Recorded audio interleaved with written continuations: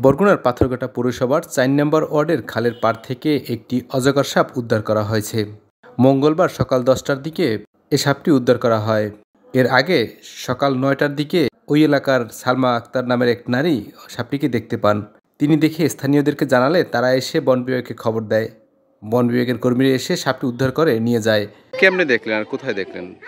আমি আমার পাশের বাসায় যাওয়ার পথে আমি তো সাপটা দেখি নাই, তারপরে আমারে ও দেখে ও ফস করছে, একেবারে এক হাত ও জায়গিয়ে গেছে। তারপরে আমি পিছে দৌড় দিয়ে খাদার ভিতরে পড়ে গেছি। তারপর দেখি ও ওই জালের ভিতরে আটকানো। আমি বুঝতে পারি না যে আগে জালের ভিতরে আটকানো, মানে হ্যাঁ বডি বাইরে, আর এক হাত ওর মাথা থেকে এক হাত বাইরে, মানে হয়তো বডি থেকে এক হাত আর কি ও পেছানো, হয়তো না পেছালে তার আমার দাওয়া করতো। তারপরে আমি দৌড়ে যাই, লোকজন ডাকার পরে তো আপনারা আসছে।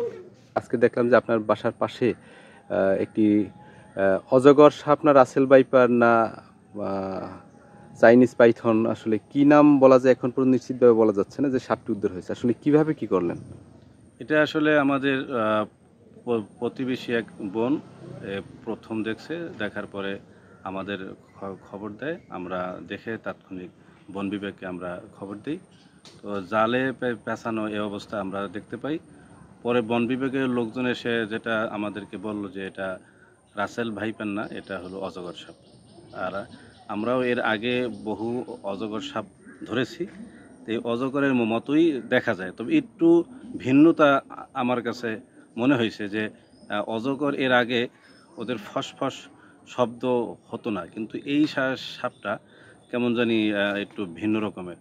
আমার কাছেও মনে হচ্ছে যে রাসেল ভাইপার হতেও পারে। আচ্ছা, এই সাপটা সর্বশেষ কি অবস্থা করছেন, কি করছেন? এটা আমরা বন বিভাগের হাতে হস্তান্তর করেছি, তারা বনে অবমুক্ত করবে।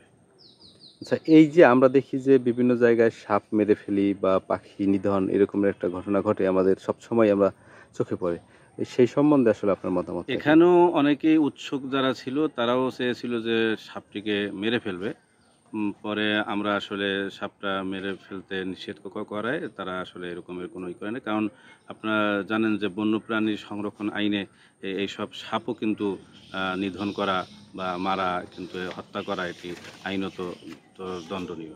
আমরা সেই হিসেবে আমরা সচেতন মহল এটিকে মারতে দেই নেই। আমরা কিন্তু তাৎক্ষণিক তাদেরকে প্রতিহত করে আমরা বন বিভাগের হাতে। এগুলো তো পরিবেশ ভারসাম্য রক্ষা করে আসলে। অবশ্যই পরিবেশের ভারসাম্য তো বন্যপ্রাণী রক্ষা করে, কিন্তু এটিকে মেরে ফেলা যাবে না।